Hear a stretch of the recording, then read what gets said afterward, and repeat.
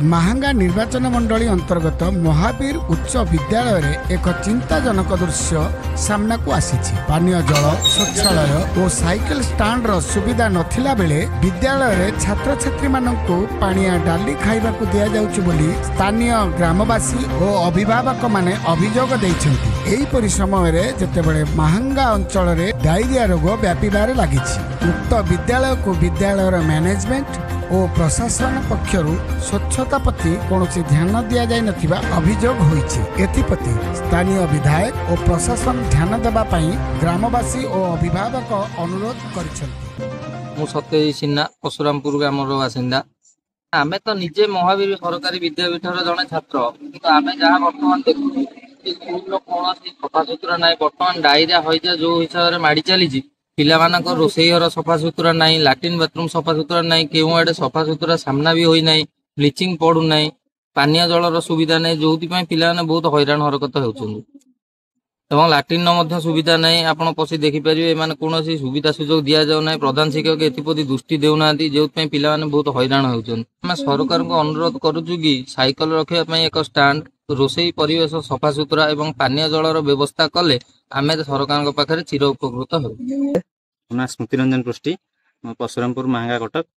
ଆଉ ଆମ ସ୍କୁଲରେ ବହୁତ ଅସୁବିଧା ରହୁଛି। କ'ଣ ନା ସାଇକେଲ ଷ୍ଟାଣ୍ଡଟା ନାହିଁ, କି ଆମର ରୋଷେଇ ଠିକ୍ ଠାକ୍ ହେଉନି, ଆଉ ଲାଟ୍ରିନ୍ ବ୍ୟବସ୍ଥା, ପାଣି ପିଇବା ବ୍ୟବସ୍ଥା ଠିକ୍ ନାହିଁ। ଯେଉଁଟାକି ଟାଇମ୍ ପାଣି ବ୍ୟବସ୍ଥା ଅଛି, ଯଦି ଟାଇମ୍ ପାଣି ଖରାପ ହେଇଯାଉଛି ତ ପିଲାମାନେ ପାଣି ପିଇବା ବନ୍ଦ ହେଇଯାଉଛି। ଏବେ ଟୋଟାଲି ଆମର ଗୋଟେ ଟ୍ୟୁବୱେଲ୍ ଥିଲା, ସେ ବି ବନ୍ଦ ହେଇଯାଇଛି ଟୋଟାଲି, ସେ ବି ତାକୁ ବି ବନ୍ଦ କରିଦେଇଛନ୍ତି, ସେ ବି ନାହିଁ। ସେ ଆମର ଡାଇରିଆ ପାଇଁ କିଛି ବି ସଚେତନତା ଏଠି କରାଯାଏ ନାହିଁ। ପସନ୍ଦ କୁମାର ମାଙ୍ଗାରେ ଟିକେ ପାଣି ସୁବିଧା ନାହିଁ, ପିଲାଙ୍କର ଖାଦ୍ୟ ସୁବିଧା ହଉନି, ଠିକ୍ ପାନୀୟ ଖାଦ୍ୟ ହଉନି। ମାଙ୍ଗା ସ୍କୁଲ ଲାଟ୍ରିନ୍ ସୁବିଧା ନାହିଁ, ଏସବୁ ସମସ୍ୟା ଚାଲିଛି। ଆଉ ହେଲେ ପିଲା ଭଲ ଇଏ କରିବେ ଆଉ ସୁବିଧା ଦରକାର, ଆଉ ପାଣି ଦିଆ, ଲାଟ୍ରିନ୍ର ସୁବିଧା, ସାଇକେଲ ରଖିବା ପାଇଁ ଷ୍ଟାଣ୍ଡଟା ସୁବିଧା ଦରକାର। ବର୍ଷାରେ ସାଇକେଲ ପଦା ରଖା ହଉଛି, ଏସବୁ ସମସ୍ୟା ରହିଛି। ଆଉ ଦୟାନିଧି ଦାସ, ପଶୁରାମପୁର ମାହାଙ୍ଗା ସ୍ୱର୍ଣ୍ଣକ୍ଷେତ୍ର। ସ୍କୁଲରେ ତ ଏମିତି କେତେ ସମସ୍ୟା ଅଛି, ତାର ଗୋଟେ କିଛି କଳନା କରିବା ପାଇଁ ବହୁତ କଷ୍ଟକର। ଏବଂ ସେ କମିଟି କ'ଣ କରୁଛନ୍ତି ସେ ସବୁ ସେମାନେ ଜାଣନ୍ତି।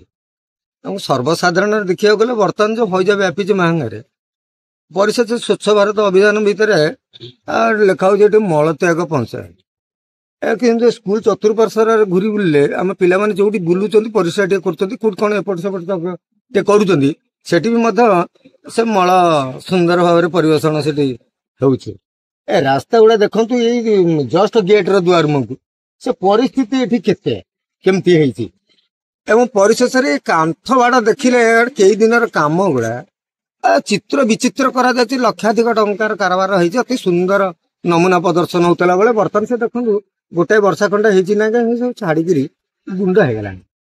ତାପରେ ଥଣ୍ଡା ପାନୀୟ ଜଳ ଗୋଟେ ପ୍ରତାପ ବାବୁ ଏଠି କରିଥିଲେ, ତା କ'ଣ ଏପର୍ଯ୍ୟନ୍ତ ତାକୁ ବହୁତ ଦିନ ଧରିକିରି ଏମିତି ଅଚଳ ଅବସ୍ଥାରେ ପଡି ରହିଛି। ତା ପ୍ରତି ଗୋଟେ ଶୁଭ ଦୃଷ୍ଟି ଦେଲେ ବି ମଧ୍ୟ ବହୁତ ଶୀଘ୍ର ପିଲାମାନେ ସମସ୍ତେ ସ୍ୱଚ୍ଛ ପାଣିଟା ବି ପାଇପାରନ୍ତେ।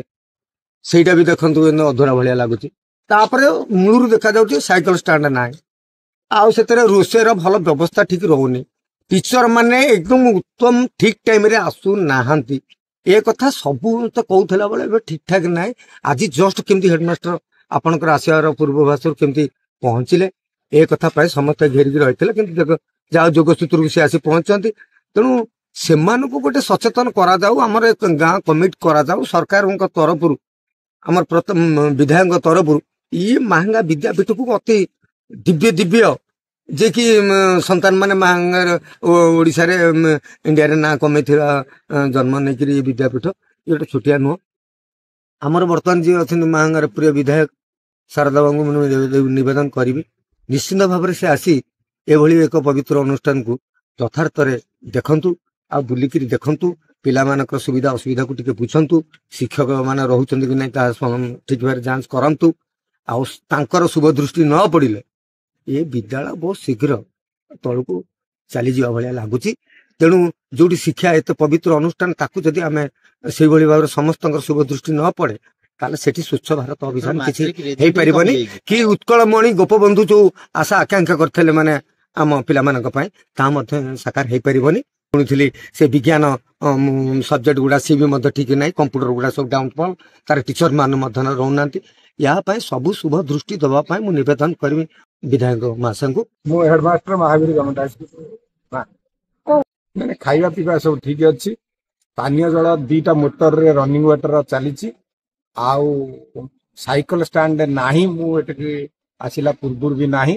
ଆଉ ପଞ୍ଚାୟତକୁ ମୁଁ ଲେଖିକି ଦେଇଥିଲି, ପଞ୍ଚାୟତ ତାକୁ ସରପଞ୍ଚ ବାବୁ କହିବା କଥା ଆମର ସାଂସନ କରିଛୁ, ଅଣ୍ଡର ପ୍ରୋସେସ ସିଏ ତାର କରିବେ। ଆଉ ରୋଷେଇ ଘର ଅଛି, ରୋଷେଇ ଘରର ଗୋଟେ ଏକ୍ସଟେନସନ ଆବଶ୍ୟକ ହଉଛି, ତେଣୁ ଏକ୍ସଟେନସନ ପାଇଁ ବି ସିଏ ସାଂସନ କରିଛନ୍ତି। 2ଟାକ କରିବେ ବୋଲି ପ୍ରତିଶ୍ରୁତି ଦେଇଛନ୍ତି। ଲେଟରେ ନାହିଁ, ସମସ୍ତେ ପ୍ରାୟ ପ୍ରେୟାର ପୂର୍ବରୁ ପହଞ୍ଚି ଯାଉଛନ୍ତି।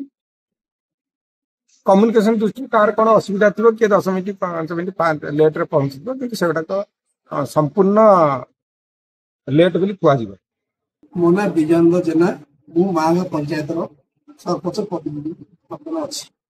ପାନୀୟ ଜଳ ବାବଦରେ ମୁଁ ଆମ ହେଡମାଷ୍ଟର ସହ ଯୋଗାଯୋଗ କରିଥିଲି। ସେ କହିଲେ ଯେ ବର୍ତ୍ତମାନ ଯୋଉଟା ହଉଛି ମ୍ୟାନେଜେବଲ ହେଇଯାଉଛି, କିନ୍ତୁ ଆମର ବ୍ଲକ ଯୋଉଟା ବର୍ତ୍ତମାନ ରିସେଣ୍ଟଲି କରିବାର ଥିଲା, ଯୋଉଟା ଟ୍ୟୁବଲ ମାନେ ଟ୍ୟୁବଲ ତାଙ୍କୁ କରିବାର ଅଛି, ସେଇଟା ସେ ସର୍ଭେ କରି ଯାଇଛନ୍ତି, ଜାଗା ବି ତାଙ୍କୁ ସର୍ଭେ କରି ଯାଇଛନ୍ତି। ସେ ରିସେଣ୍ଟଲି ସେଟା ଖୋଳାଯିବ। ସେଟାକୁ ଆମେ କେମିତି ତ୍ୱରିତ ସେ କାମଟା ହେଇପାରିବ ଆମେ ପ୍ରୟାସ କରୁଛୁ। ଆଉ ଯୋଉ ସାଇକେଲ ଷ୍ଟାଣ୍ଡ କଥା କହିଲା, ସାଇକେଲ ଷ୍ଟାଣ୍ଡଟା ଆମର 6 ମାସ ପୂର୍ବରୁ ମୁଁ ସେଟା ପ୍ରୋଜେକ୍ଟଟା ସାଇକେଲ ପିଲାମାନଙ୍କ ପାଇଁ ସାଇକେଲ ଷ୍ଟାଣ୍ଡଟା ପ୍ରୋଜେକ୍ଟ କରାହେଇଛି। ସେଟା ଅଲରେଡି ଫାଇଲ ହେଇକି ବର୍ତ୍ତମାନ ସେ ଫାଇଲଟା ଯାଇକି ଆମର ଜେଇ ପାଖରେ ଅଛି। ଜେଇ ବର୍ତ୍ତମାନ ସେ ଲେଆଉଟ ଦେଲେ ସେ କାମଟା ହବ, ଏବଂ ସେ ଜେଆଇ କହିଛନ୍ତି ହଁ ସେଟା ଆମେ ତୁରନ୍ତ କରିବା ବୋଲି ଜେଇ ଆମକୁ ପ୍ରତିଶ୍ରୁତି ଦେଇଛନ୍ତି।